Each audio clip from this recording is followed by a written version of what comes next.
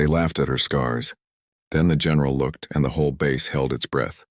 Those lines on her skin weren't damage. They were a map. Follow it, and you'll see why he fell silent. Millie Carter stepped off the bus and into heat that punched. Dust rose in small ghosts. Boots thudded on a road that had one mood: mean. She kept her chin level. Her duffel bit into her shoulder. A broken watch lay cold in her pocket. The face was spidered glass. The hands were frozen at 2:17. They always were. Move, someone barked. She moved. The base spread like a puzzle of concrete and sand. Laughter jumped over fences. Not friendly laughter. The kind that measures.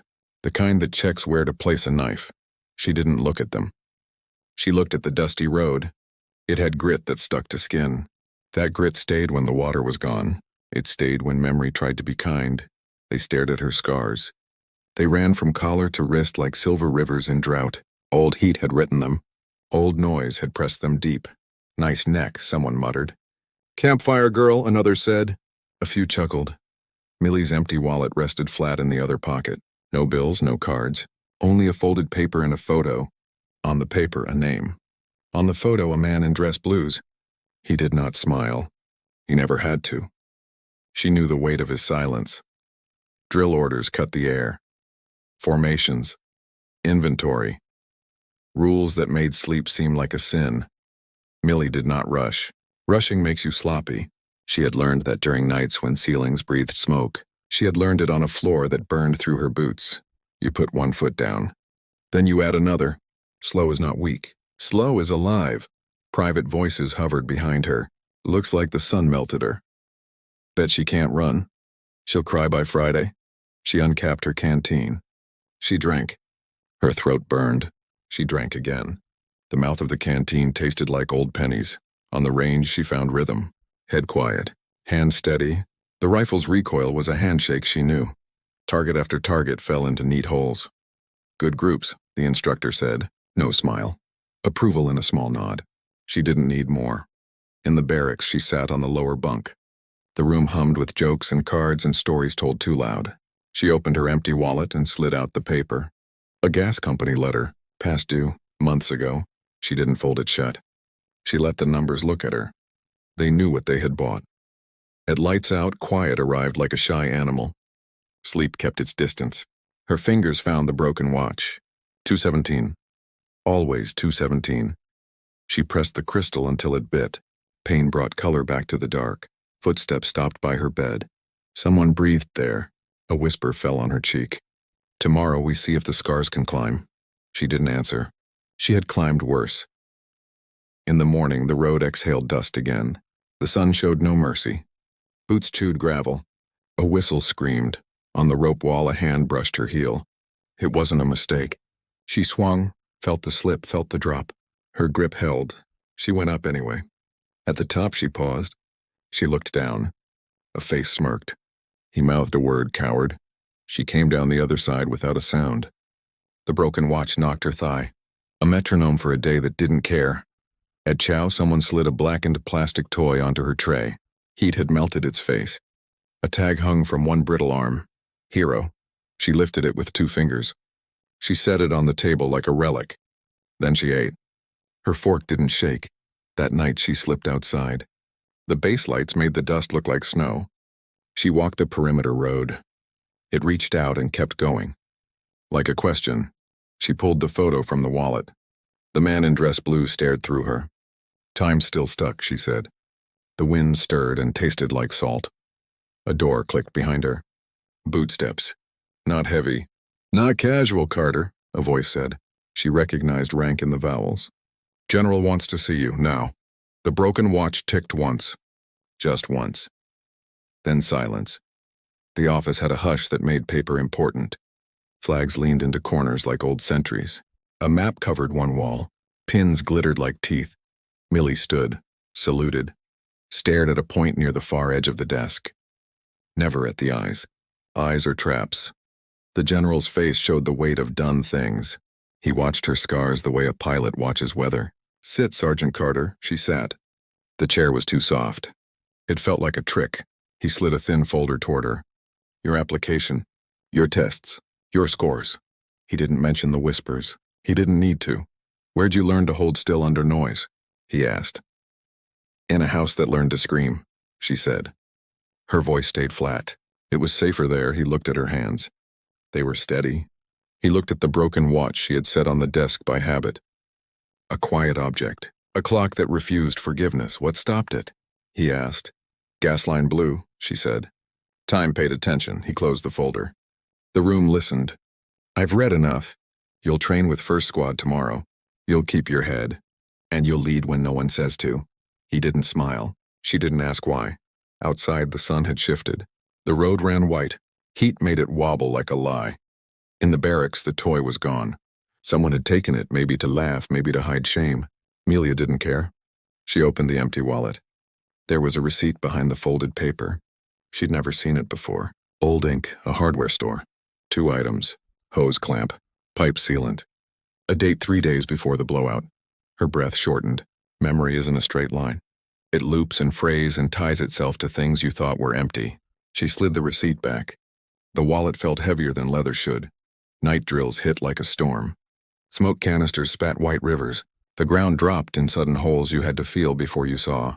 Amelia moved low, quiet, deliberate. Her mind drew a map. Her body followed it. Behind her, 2 voices bickered. They got louder. Then one voice vanished. A pit had yawned and swallowed it. She turned. Found the shape by sound. Dropped flat. Reached out. Her fingers closed on a wrist. The skin was slick with sweat and fear. She pulled. Boots scraped. Sand hissed. The recruit came up like a drowned thing. He coughed, then laughed from shame. Thought you'd leave me, he said. I don't leave heat, she said. After drills, she sat on the steps. The watch face caught moon fragments. 217 stared back like a dare. She closed her eyes. She saw a kitchen floor that had turned orange. She saw a child's shoe melting against a wall. She saw a man at the hallway door, mouth forming a word that didn't make it to air. A shadow crossed the steps. Corporal with tired eyes. He offered her a canteen. She shook her head. You don't like help, he said. I don't like death, she said. She tapped the empty wallet. Already owe the past too much. I heard the general asked for you, he said. Yeah, what for? To see if I'm a rumor, she said. A siren cut the night. Not a drill siren, the underskin kind, the one that makes a base change from training to truth. Live fire sim. Now, the loudspeaker boomed. Voices burst into motion. Boots slapped concrete. Belts clicked tight. She stood and the broken watch fell to the step. It didn't break further. There wasn't room for more breaking. She put it back into her pocket. The empty wallet rode the other side. The 2 weights balanced like choices. On the field, the smoke was meaner. The heat had opinions. Targets popped and vanished. A vehicle rolled and then tipped on the ridge. Metal screamed. Fuel sobbed. Flame took the sob and made it cruel. Stay back, someone yelled. Simulation, someone else said. Millie didn't. She ran. Her scars woke. The air tasted like a memory you don't invite. She got the door open. She hauled weight that felt human. She didn't count. Counting wastes seconds. When it was done, the world sounded far away. Her arms trembled because muscles are honest. Her eyes watered because lungs have limits. A rotor thumped above. She looked up. The general watched from the tower edge. He didn't move. He was an old mountain in a noisy sky. She set the last dummy down and turned and saw a figure through the smoke. Not the general. A man in base greens. He lifted his chin. His eyes found her watch. Something like recognition flickered. He said one word. Not loud, it still cut. Carter. The wind changed. The flame leaned toward them. Morning found the road the way it always did. Cracked. Patient. Waiting for souls and regret. Mealy ran it before dawn. There were no jokes now. Only footsteps that kept a respectful distance. The base had seen her run into fire. It changed how their mouths worked. She finished in silence. She stopped by the fence and felt the wire with her palm. Shadows of chain links fell across her scars. They looked like a net that failed to hold. The general's message awaited her on the bulletin board. Short. Office. Euro 900. She showered. The mirror gave back an unkind truth. The skin where old heat had written its sentence. The places it refused to fade. She didn't touch them. Touching makes ghosts louder. In the office, the general did not sit. He stood by a window where the desert tried to be sea. On his desk, the broken watch lay where she had not left it. Someone had brought it. It gleamed like a wound that polished itself. "I took the liberty," he said. "Didn't mean to pry. But I needed to see what stops your time." "Time stops itself," she said. "People just do the work." He nodded. He opened a drawer and set down a photograph. It was old, edges curled. A man in dress blues, a girl at his elbow, her hair shorter, her eyes brighter. They were on a porch that knew Boots. "My father," she said. "Staff Sergeant Carter," the general replied. He said the name with a care that surprised her. "He served under me once. Years back, good man. Quiet spine, he. Saved worse fools than me."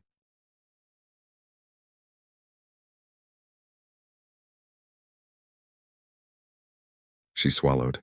"Try hurts more. You knew him." "I knew what he wouldn't say," the general said. He watched her face as if a weather front might cross it. "What happened at your house wasn't just bad luck." Her neck felt tight. She heard 217 like a small bell no one else knew. "There was a leak," she said. "There was more," he said. He tapped the photograph with 2 fingers. Clamps and sealant on a receipt that shouldn't exist. Work done by someone who knew better. Her hand went to the wallet before she could stop it. She shouldn't have showed the receipt. She hadn't, so how did he? "We have our own ways," he said quietly. "When the fire report marched across my desk, it had smudged ink. Smudged where names should be clear." She looked up. He didn't look away. "I can do something with that?" she asked. "You can do what you already do," he said. "You can lead when the ground is shaking." He stepped closer. He lowered his voice. "Someone here signed off on a maintenance job they never did. Someone we haven't found. Yet." The broken watch reflected a thin line of sun. It cut her iris and put flame there. "You're asking me to hunt?" she said. "I'm asking you to notice," he said. "And I'm telling you this. If you find heat again, you don't walk into it alone." She almost smiled. It was a small thing. It surprised them both. When she left, the dusty road pulled at her boots. Wind pushed grit into her teeth. It felt like the past, ground fine refusing to be swallowed. At the range, Dawson kept his mouth shut. He shot with the caution of a man who had learned the cost of laughter. On reload, his eye caught the watch at her hip. "Still not ticking," he said. "It will when it's ready," she said. That evening, she walked the far fence alone. The base lights fell behind her. The road narrowed. The night expanded. An engine purred, low, patient. A Humvee rolled up without tags. The driver wore a cap low, brim shadowing his nose. He killed the engine. Silence swooped in and sat on her shoulder. He held up a small bag. Tool bag. Grease darkened the seams. He set it on the hood and opened it. Clamps, sealant, gloves, an old receipt folded neat. "Lose something?" he asked. His voice had gravel and a grin he didn't bother to show. "Not mine," she said. "Looks like it is," he said. He lifted the folded paper and held it over the headlamp. The date bled into the beam. It matched the one in her wallet. The road felt less like a road now. It felt like a thin bridge over a deep something. "What do you want?" she asked. "To talk about 217, he said. He flicked the watch face with a finger. It stayed broken. It was not a magic trick. "Meet me at the South Depot," he said. "Back lot. No lights, midnight." "Why?" she asked. "So you can hear a thing," he said. He put the bag on the passenger seat. He started the engine. "And if I don't?" she asked. He smiled, the kind people put on before leaving a note. "Then the next fire will find you first." He drove away. Dust drifted up, then settled like ash. The road kept her standing there a second too long. Then the watch in her pocket clicked. Once. Then it didn't. Midnight was 6 hours away. The general had told her not to walk into heat alone. She checked the barracks. Everyone slept like the tired do, which is to say too hard. She laced her boots. She looked at the empty wallet. She took the photo out, kissed the corner like a superstitious liar, and put it back. Then she stepped into a night that had questions. At the gate, a shadow detached from a wall. "You're not going alone," a voice said. The voice knew how to whisper orders. It wore stars the way others wore excuses. The general didn't dress down. He didn't pretend to be smaller in the dark. He stood there like the base itself had come to walk. "I said you don't go into heat alone," he said. "And you listened," Mealy replied. They moved along the perimeter road. The dust made their steps sound older. The South Depot crouched ahead, a row of sheds and a tower that had forgotten purpose. "Backlot," she said. Back lot, he agreed. They cut through a chain gap. Metal brushed metal. A small sound made a big room in the night. Behind the depot, shadows layered on shadows. A generator slept with its mouth open. A plastic chair lay on its side like a tired truth. The Humvee from earlier idled in a corner, lights off. The driver leaned on the hood. He had that same elastic grin. Up close, his face showed a road map of old jobs. Cuts that had earned their keep. Eyes that didn't blink fast. You brought a friend, he said. He didn't sound surprised. He sounded pleased. You said there'd be a thing to hear, Miley said. He tapped the tool bag. First you look, then you hear. He unzipped it. Inside lay clamps, seals, fittings, a stubby wrench with teeth. He lifted the wrench like a priest lifts bread. This turned the last turn in your father's house, he said. Not his hand. Not yours, mine. Millie didn't move. The general didn't either. The knight leaned in. Why? She asked. The word fell out without polish. Because a man above me signed a paper, the driver said. Paper that said fix the line with parts we didn't have. Paper that said cut corners and make it pass. Paper that said there's a bonus in it if you squint. He laughed once. It sounded like a cough that lost its way. I took the job, he said. I took the money. I told myself I'd come back and do it right. Next week, after the check cleared, he looked at his hands. They were clean now. They hadn't always been. The house blew 3 days later, he said. 2:17, I know. I felt the floor shake where I was. Everything shook, including whatever I call my soul. Millie felt the road under her feet not moving. She wanted it to. She wanted anything to. Why tell me now? She asked. Because the same paper is back, he said. Different signatures. Same ink, same cut corners. This time in the South Fuel Bay tomorrow, before inspection. The general's breath came out and did not quite go back in. He stepped forward. What name signs it? He asked. The driver reached into the bag. He handed the receipt to Millie, and a copied form with a printed name. The letters looked like a dare written by a child who had learned cruelty early. The general read it. His jaw drew a line. He didn't swear. That would be too small for what his eyes did. We shut it down now, Millie said. You can't shut what you can't see, the driver said. They built the lie with scaffolding. You touch one piece, 10 fall in ways that bury you. Then we pull it from the other end, the general said. Who delivers the parts? Motor pool, the driver said. Night shift. Likes cash. Likes cutting tape. Millie touched the broken watch. She didn't know why. Maybe to feel if the glass could warm. It didn't. What do you want out of this? She asked the driver. A chance to carry something heavy that isn't shame, he said. Let me help you stop it. The general nodded once. Then you're in it. And if you're lying, I'm tired of lies, the driver said. You'll know. They laid a simple trap. Simple doesn't mean easy. It means clean. The general took the official route. He made a call with words that left no trace but moved large things. He set a quiet watch at the bay. Millie took the road. She shadowed the motor pool runner who liked cash. She watched the trade of envelope for open door. She watched the hand that wrote the key code. At 02:14, Millie waited behind a stack of crates. Her heart did its work. Her breath did its work. The watch in her pocket did not. At 02:16, the motor pool runner bent to a lock. He typed the code. He muttered a song off key. At 02:17, everything went quiet in her head. It was the kind of quiet that has teeth. She stepped out. She put a hand on his shoulder. He froze. He looked up and saw the general behind her. He wilted without grace. Where's the paper? The general asked. In the office, the runner whispered. His voice was a small thing now. They walked him in. He opened a drawer. He lifted files like they were hot. The name on the authorization form lay there, big, ugly, real. Footsteps entered the bay. Not the driver. Different weight. Confident weight. A man with clean sleeves and a smile built by committees. He stopped when he saw Millie's scars. He did not look away. He judged them. Then he saw the general. His smile cracked like a thin plate. He said, You don't know what you're doing, the general said. Say that again, slower. Millie slid the watch onto the desk. Face up. 02:17 stared at the man like a charge. He tried to look anywhere else and couldn't. The driver's Humvee idled outside. He would not come in. He had come far enough.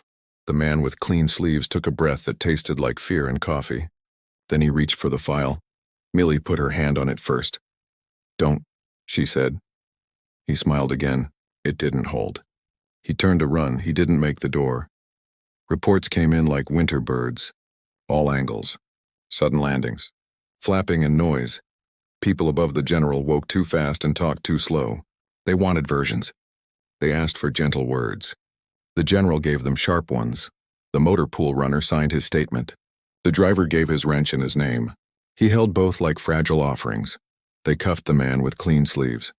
He kept his voice smooth. Smooth looks like calm when you don't look too hard. When you do, it looks like oil on fire. By noon, the bay was sealed. By afternoon, the story went through the base like heat over metal. By evening, there were no jokes about scars. There were no jokes at all. Mealy sat alone on the back step of a depot office. The day had tasted like batteries and dust. She took the empty wallet out. She set the watch on top of it. She stared at 2:17 the way people stare at water when they can't drink. The general found her there. He didn't sit. He never did. You did what you do, he said. You noticed. You didn't wait for a safe memo. She didn't answer. Praise is a scarf that never warms. He leaned on the rail.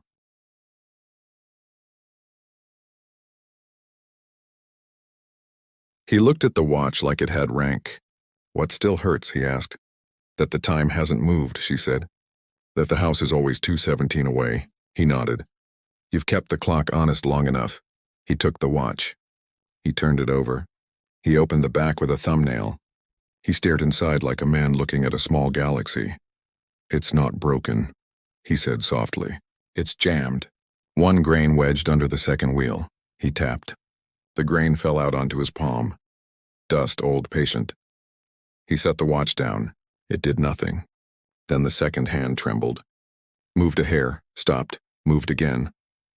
A breath hitched in Miley's chest. She hated that it did. She loved that it did. It will take time, he said. Let it be stubborn. You know the feeling. They stood there with that. It was enough for a minute. Footsteps scuffed behind them. Dawson. He looked older than yesterday by a small amount that matters. Carter, he said. His voice didn't carry knives. It carried a bandage he wasn't good at holding. I was wrong. About everything, she studied him. Don't be poetic, she said. Just don't do it again. He nodded like a man learning a new alphabet. The driver came around the corner. He kept his hands visible. He kept his head low. He was free for now. He wouldn't stay that way. He held out something wrapped in a rag. From the house, he said. I kept it. I should not have. I should have burned with it, but I didn't. She unwrapped it. A brass tag warped and black at the edge. Her father's name crawled through the soot. She thumbed the letters. They were stubborn. They had survived. I don't forgive you, she said. He nodded. I don't ask, he said. I only ask you use me now until the work is done. The general gave him a look that could salt land. Work is never done, he said. Go home, wait for a call. And pray the call is mine and not a knock. The driver left with a back that was straighter than his spine deserved. Night rolled over the base and made the floodlights meaner. They ate the edges of things and left hard outlines. The general turned to Mealy. Tomorrow. Parade field. They'll make a show of this. Medals. Words. The kind the paper likes. She swallowed something that wasn't there. Do I have to speak? She asked. You already did, he said. Today. With your feet in your hands. He started to walk. Stopped. Looked back. You should bring the watch, he said. And the wallet. And the road dust on your boots. Let them see what held you up before they ever did. She watched him go. Power in his shoulders. Tired in his neck.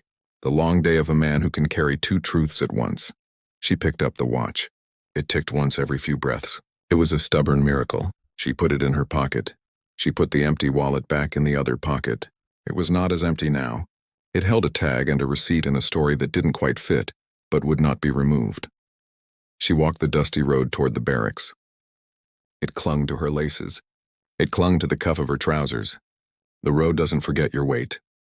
It just waits for the next one. At her bunk, a note sat on her pillow. No name, 3 words, you're not done. She turned it over. A smear of sealant on the back. Fresh. She looked at the door. It was just a door. She looked at the window. It was just a window. She turned off the light. The watch ticked. The room listened. Somewhere in the base, a valve tightened without hands. Somewhere else, a laugh that had never learned softened, and just before she slept, the watch's second hand jerked to 2:18, then stopped. Morning wore its dress blues. The parade field shone like a promise that knew its limits. Rows formed. Flags held on to air. Brass waited for throats. Millie stood with her squad, Dawson at her left, Ryan at her right. Behind them, 1,000 eyes that remembered how easy it is to be wrong. The general climbed the steps to the small platform. He looked the same. He always did. You wonder if men like that ever once ran out of words. We were about to find out. He spoke of process and honor and the narrow bridge between. He didn't make it pretty. He made it clear. He called Millie forward. She walked. The dusty road walked with her. It always does. You carry the roads that don't stop at gates. She stopped 3 paces from him. She did not look at the crowd. She looked at his eyes. He nodded like a man greeting a truth he had married to. He lifted a small case. Metals live in cases like expensive truths. He opened it. The metal inside caught the morning and made it bend. He pinned it above her heart. The needle bit. Good. Pain is proof you're not numb. He began to speak again. Then he saw the watch in her hand. She had taken it out without thinking. Reflex, relic, anchor. The sunlight hit the cracked face. A thin line of brightness ran across the scar tissue on her wrist. The whole field saw it. The whispers folded into silence like birds into trees at night. She raised the watch a little. Enough to make a question of it. Enough to make a room in the ceremony. The general looked down at the spidered crystal. He saw the second hand refuse, then nudge, then refuse. He saw the time that wasn't just time. He opened his mouth to speak. He closed it. He felt the weight of words, and the exact moment words are less. He stepped back from the podium just half a step, but it changed the air. He took the microphone from its stand. He held it low. He didn't talk into it. He spoke to her. The speaker carried him anyway. Sergeant Carter, he said, and the field repeated it in their heads. I could tell them your scores. I could list what you carried out of the fire and what you dragged into it. I could read the names that tried to stop you and the other names that will try again. He shook his head once. It was small. It moved the whole morning, but I'll say this instead, he said. Some clocks stop. Some men stop them. Some scars stay. Some men point. You did not ask for applause. You asked for work. That is the kind I'll give you. That is the kind this place needs. He looked at the field now. He let the silence stay full for a beat. He raised the microphone. If you stared at her scars and saw weakness, you were wrong, he said. If you stare now and see proof, you are closer to right. But the truth is simpler. She is a Marine. Look less at the map on her skin and more at where she is leading you. No one shouted. No one whistled. Clapping came late like a tide that checked the moon first. The general turned back to Millie. He lowered his voice again. There's something else, he said. The paper didn't stop with one name. He slipped a folder toward her. Light, narrow, heavy where it counts. Inside was a list. Not long, not short. Just enough to build a road into a place where fires begin before anyone sees smoke. He closed the case but kept his hand there. Orders, he said. They come today. She looked at the list. Some names meant nothing. One name did. It had eaten meals where she had. It had stood in lines behind her and laughed at nothing at all. Her jaw worked. She stopped it from speaking. He leaned in. This doesn't end at the bay, he said. It ends where the ink dries and the money changes hands. And we are going to walk that dusty road until boots find their door. She nodded. It felt like stepping onto a bridge that didn't promise the other side. It felt like what she had always done. He stepped back. He saluted. He held it an extra beat. Not for show. For memory. The field exhaled. Sound returned like rain. Dawson's hand found her shoulder and then moved away because it had learned boundaries. Ryan smiled like a man who had figured out which stories to tell his kids. Millie put the watch back into her pocket. It ticked. Stopped. Ticked. It was honest about its struggle. She liked it for that. Back in the barracks, a new note lay under her pillow. Different hand. 3 words again. Gate. Tonight. Alone. She took it to the general. He read it once. He didn't ask if she would go. He said, we'll already be there. As the sun dropped, she laced her boots. The dusty road waited like a patient witness. Her empty wallet felt heavier than yesterday.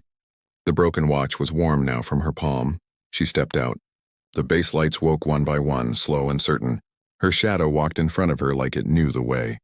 The gate ahead was small and far and important. She didn't look back. The wind carried sand and secrets. Boots found gravel. A figure detached from the fence and moved into the spill of light. The general was early. That meant the other man was earlier. Someone cleared a throat in the dark. A click, not a gun. A valve. The smell hit first, gas, sharp, hungry. The watch in her pocket began to tick faster. Too fast. She and the general turned together to where the night held its breath, and the light at the gate flared white as if the world were about to remember 217 all over again.